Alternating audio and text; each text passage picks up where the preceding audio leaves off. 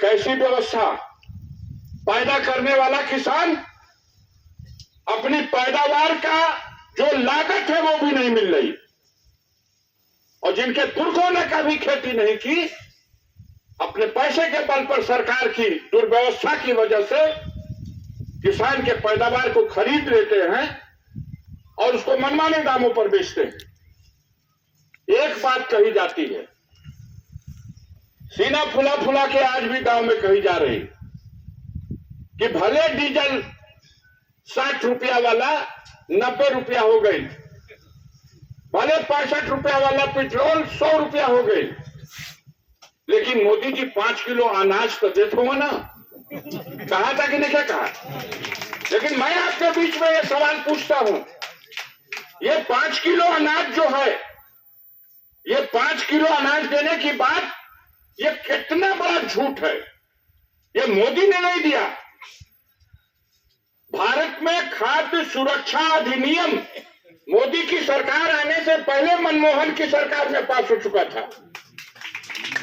मनमोहन जी की सरकार में यह तय हुआ था, सिर्फ अंतर क्या है, उन्होंने तय किया था 2 रुपया किलो गेहूं देंगे और 3 रुपया किलो चावल देंगे, और बटा भी था पूरे देश में। ये सच है या नहीं, आप बताओ। तो मोदी ने 5 किलो गेहूं नहीं दिया, हाँ 10 रुपया लेकर के जो 5 किलो गेहूं दिया जाता था उसमें 10 रुपल्ली छोड़ दिया। 15 रुपया लेकर के जो 5 किलो चावल दिया जाता था वो अब 15 रुपया लिया नहीं जाता और 5 किलो चावल दे दिया जाएगा। तो महीने में छूट क्या दिया मोदी की सरकार ने?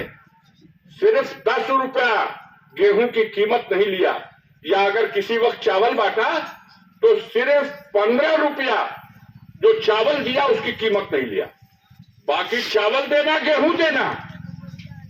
ये खाद्य सुरक्षा अधिनियम कानून बन चुका था, धोखा देते हो तुम। आपने किसान की आमदनी दूना करने की बात की, किसानों को तो पता ही नहीं चला।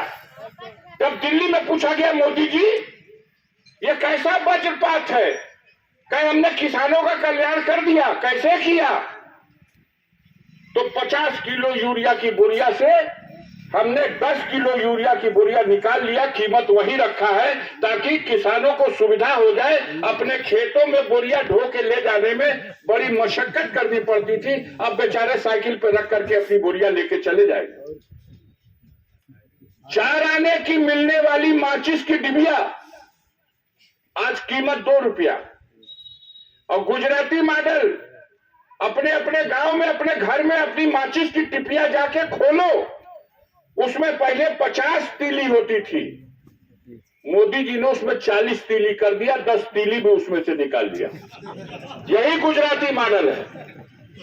यूरिया की बोरिया से 10 किलो यूरिया गायब, माचिस की डिबिया से 50 तीली के बजाय 40 तीली।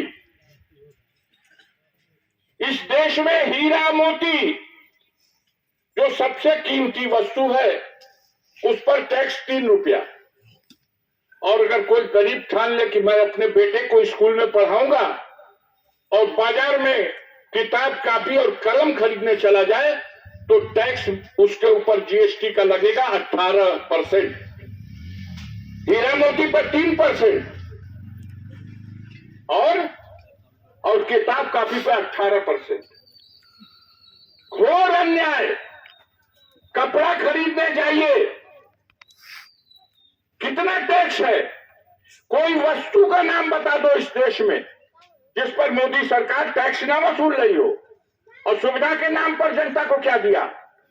कहा था हर प्रदेश में 10 एम्स बना देंगे। पूरे देश में बताओ कहीं एम्स बना हो तो। कहा था बुलेट ट्रेन चला देंगे, कौना स्टेशन से चला था? तनी मोदी जी का लेफ्टिनेंट लोग हमके बतावा, हम पहटिया के लोगों को ले जाकर के अपनी ओर से टिकट कटा के ट्रेनिया में घुमा दी, आया ही नहीं। मोदी जी ने कहा था हवाई चप्पल पहनने वालों को हवाई जहाज में उड़ा देंगे। आदमी ताकत हो कि जहाजिया उड़ा था कि ना? एयर इंडिया बेच दिया, बिक गया एयर इंडिया। हवाई चप्पल वाला जहाज में उड़ी और जहाजिया बिका गई टाटा के। रेल बेच दिया, ये बिजली विभाग प्राइवेट हाथों को दे दिया। बचा क्या है देश के पास? आप कहते हो पहले के लोगों ने कुछ नहीं किया। अगर पहले के लोग कुछ किए ना होते तो तुम बेचते कैसे? तुम LIC का शेयर कैसे बेचते? आपने BSNL अस्तित्व में तो नहीं लाया, लेकिन मिट्टी में मिला दिया BSNL को। 4 लाख करोड़ रुपया लागत से ये BSNL आज संचार क्रांति है दुनिया में। दुनिया की सबसे आधुनिक मशीनें, सिस्टम, हमारी सैटेलाइट है दुनिया में, आकाश में, वायुमंडल में।